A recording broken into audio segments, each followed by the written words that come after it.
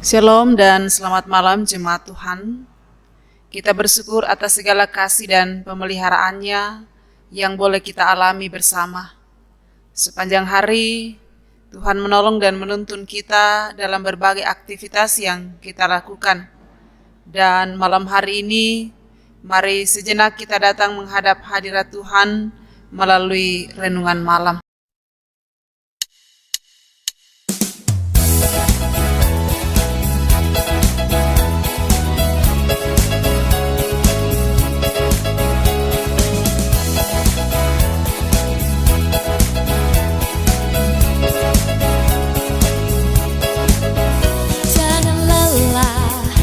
Bekerja di ladangnya Tuhan, Roh Kudus yang beri kekuatan, yang mengajar dan menopang.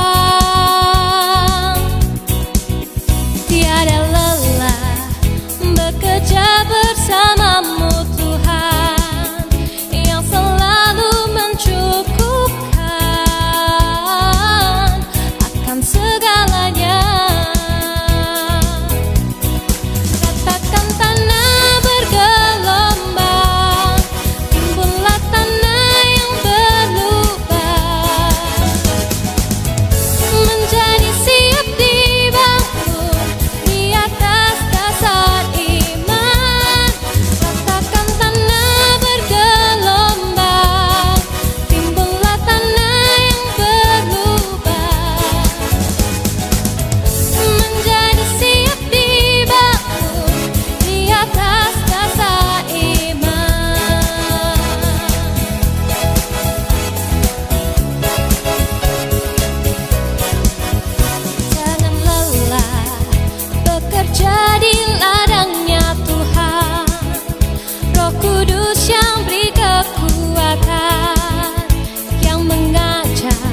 Dan menopang.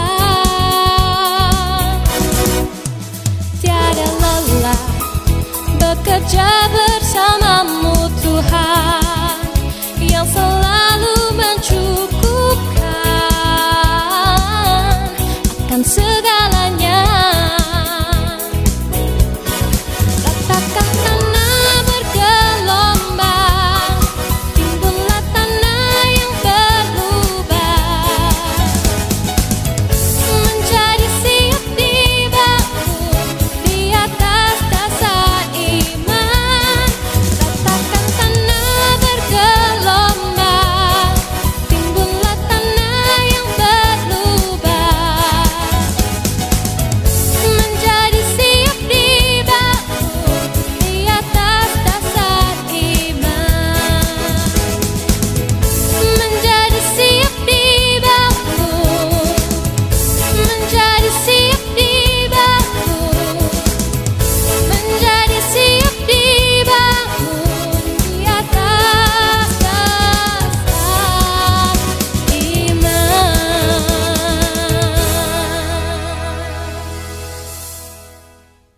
Firman Tuhan akan kita baca dari surat 1 Korintus pasal 15 ayat 50 sampai 58.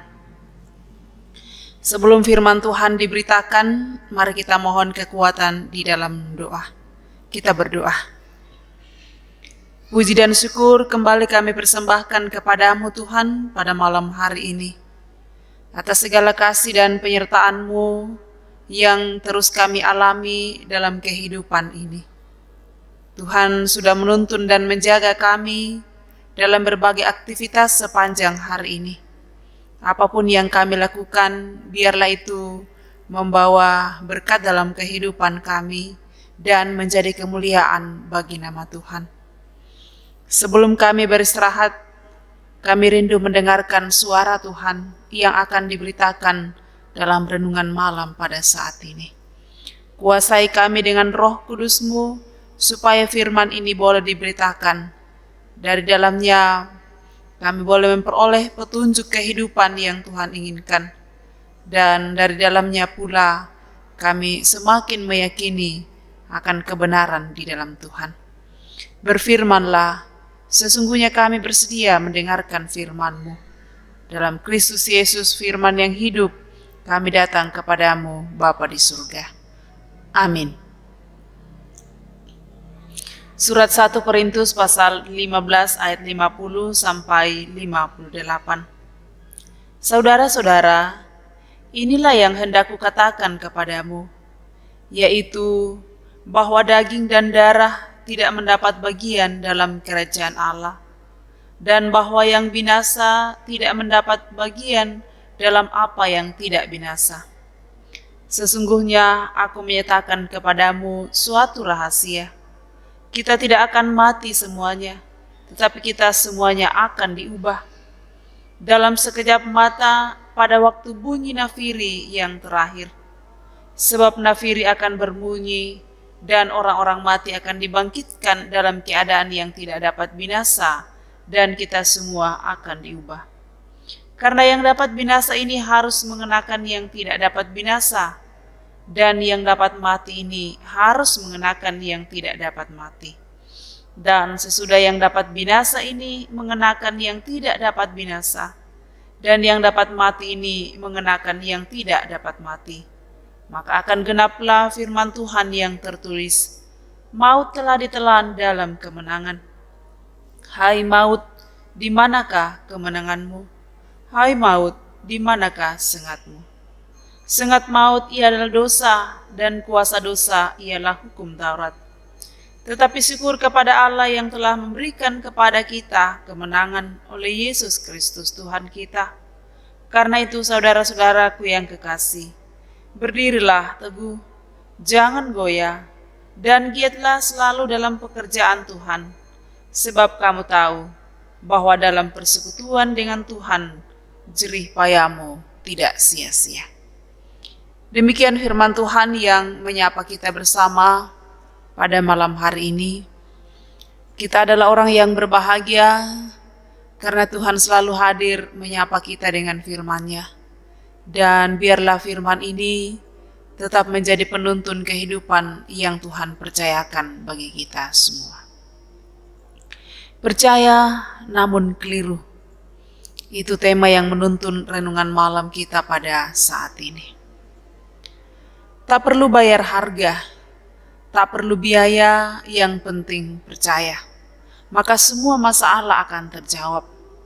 Sakit penyakit lenyap dan pendirian gereja pasti aman. Pernyataan demikian menurut kita seperti apa? Apa yang terjadi? Apa yang menjadi percaya agar bisnisnya atau usahanya lancar dan berkembang? Sehingga jangan salah kalau Yesus dianggap sebagai gudang yang seperti bank atau tabib yang super luar biasa. Hari ini kita minta, hari itu juga dijawab. Ini merupakan sebuah pemahaman iman yang mungkin banyak orang memiliki, bahwa segala sesuatunya menjadi otomatis asalkan kita percaya. Nah, Paulus mengajak jemaat untuk berpikir realistis dalam menghadapi kehidupan. Paulus tidak menawarkan hal yang naif, yang tidak realistis seperti yang ditawarkan sebagian pengkhotbah Kristen. Ikut Yesus, hidupmu mulus, tidak ada masalah lagi. Tetapi Paulus menghadapkan jemaat pada fakta bahwa dalam hidup ini kita harus berjerih payah, yakni berupaya mencari solusi dari setiap persoalan yang rumit. Karena itu Paulus memberi peneguhan, jerih payahmu tidak sia-sia. Tuhan tidak membiarkan kita menabur dengan air mata, lalu menuai dengan tangan hampa. Tetapi yang Tuhan janjikan adalah bila menabur dengan air mata, maka tentunya akan menuai berkat Tuhan. Inilah pandangan Paulus. Tidak ada sesuatu yang terjadi secara otomatis, tetapi disertai dengan jerih payah. Dan jerih payah setiap orang yang mengandalkan Tuhan dalam kehidupannya, itu tidak akan pernah sia-sia. Ayat 58, Karena itu saudara-saudaraku yang kekasih, berdirilah teguh, jangan goyah, dan giatlah selalu dalam pekerjaan Tuhan, sebab kamu tahu bahwa dalam persekutuan dengan Tuhan, jerih payahmu tidak sia-sia. Saudara-saudara yang dikasihi Tuhan, keselamatan melalui karya kebangkitan Kristus menjadi sebuah kepastian. Keyakinan akan Injil keselamatan membuat kita berpikir yang realistis, tidak mudah tergoncang oleh berupa-rupa pengajaran tentang kematian. Jangan sampai kita menjadi orang yang percaya namun keliru menjalani kehidupan ini. Ingatlah bahwa hanya kekuatan Allah saja yang dapat menghidupkan dan mengubahkan hidup kita dari hari ke hari, sehingga kehidupan kekal menjadi milik kita. Rasul Paulus tetap mengajarkan kita untuk tetap percaya kepada Dia, tetap percaya kepada Kristus yang telah bangkit mengalahkan maut, dan yang sekaligus percaya kepada Kristus yang telah menyelamatkan orang yang berdosa. Tetaplah percaya dalam kebenaran dan Kristus, kebenaran dalam Kristus, karena hanya dalam Dia kita beroleh hidup yang bermakna. Di dalam Dia kita beroleh hidup yang bermakna. Percaya namun keliru. Jangan sampai ini terjadi dalam kehidupan kita. Dan hal ini bisa saja terjadi ketika kita menganggapnya bahwa kehidupan ini terjadi secara otomatis. Kehidupan yang kita jalani adalah kehidupan karena anugerah Tuhan. Di dalamnya Tuhan mempercayakan sejumlah hal untuk kita jalani bersama. Dan kita selalu meyakini bahwa apa yang kita lakukan akan menjadi berkat dalam kehidupan kita, menjadi berkat bagi orang lain ketika kita melakukannya dengan penuh sukacita. Dan sekali lagi Paulus mau menegaskan dalam pembacaan kita bahwa jangan goyah, berdirilah teguh, dan giatlah selalu dalam pekerjaan Tuhan. Sebab kamu tahu bahwa dalam persekutuan dengan Tuhan, jerih payah kita sia-sia. Tidak sia-sia kita melakukan hal-hal yang baik untuk Tuhan dalam kehidupan ini. Tidak sia-sia kita memikirkan hal-hal yang baik untuk Tuhan dalam kehidupan ini. Tuhan akan menyatakan yang terbaik juga dalam kehidupan kita. Percaya dengan sungguh kepadanya dan yakini bahwa Ia akan terus memelihara kehidupan kita. Terpuji nama Tuhan. Amin. Mari kita berdoa. Kami bersyukur atas kasih-Mu yang memperkenankan kami untuk mendengarkan firman kebenaran-Mu, yang terus mengajarkan kami bagaimana percaya dengan sungguh kepada Tuhan. Percaya dengan sungguh kepada Tuhan berarti bahwa menjalani kehidupan ini dengan benar, melaksanakan berbagai hal dengan penuh tanggung jawab. Dan kami percaya bahwa dari dalam semuanya itu pula Tuhan akan menyatakan berkat-Nya dalam kehidupan ini. Terima kasih untuk malam hari ini. Tuhan perkenankan kami untuk menikmati sukacita melalui renungan malam.